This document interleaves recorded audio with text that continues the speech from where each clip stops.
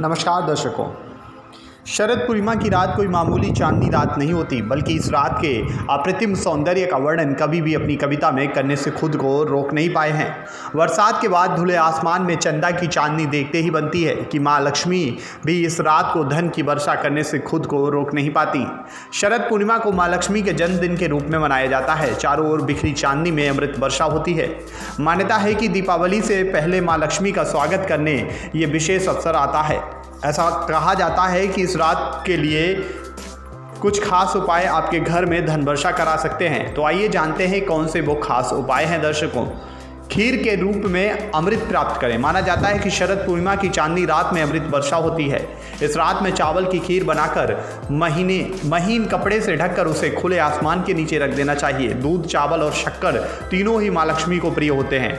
अगले दिन सुबह स्नान के बाद खीर को माँ लक्ष्मी के प्रसाद के रूप में परिवार के सभी सदस्यों को प्रसाद के रूप में बांट देना चाहिए।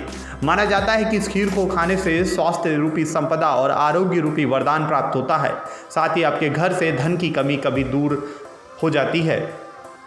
माँ लक्ष्मी के जन्मदिन के रूप में शरद पूर्णिमा का त्योहार मनाया जाता है और इस रात को सोना नहीं होता है। शरद पूर्णिमा को रात्रि जागरण कहते हुए माँ लक्ष्मी का ध्यान करना चाहिए। इस रात को कोजागरा भी कहा जाता है। रात में आपको माँ लक्ष्मी के ध्यान के साथ ही विष्णु सहस्त्रनाम का पाठ भी करना चाहिए। दीपावली से पहले शरद पूर्णिमा को माँ लक्ष्मी को प्रसन्न करने के लिए विशेष आयोजन के रूप में देखा जाता है। पूर्णिमा की सुबह स्नान करके तुलसी पर दीपक जलाएं और साथ ही सिंदूर भी चढ़ाना चाहिए। इसके अलावा तुलसी को सफ़ेद मिष्ठान से भोग भी लगाना चाहिए। ऐसा करने वालों पर माँ लक्ष्मी की विशेष कृपा प्राप्त होती है। कहते हैं जो तुलसी को प्रसन्न करने पर भगवान विष्णु और माँ लक्ष्मी स्वतः ही प्रसन्न हो जाती हैं। माँ लक्ष्मी का इस दिन जन्मदिन माना जाता है। ऐसे में माता को भेंट के रूप में उनकी प्रिय वस्तुएं अर्पित करनी चाहिए। इसमें सिंघाड़ा, मखाना, दही, पान और बताशे प्रमुख माने जाते हैं। शरद पूर्णिमा के दिन शाम की पूजा में आपको माँ लक्ष्मी को इन सब वस्तुओं का भोग लगाना चाहिए और फिर उसके बाद इन्हें प्रसाद के रूप में बांट देना चाहिए। आप और आपके परिवार के ऊपर माँ लक्ष्मी की कृपा बनी रहेगी। माता लक्ष्मी का वास उस घर में माना जाता है जहाँ के लोग साफ सफाई और स्वच्छता से रहते हैं।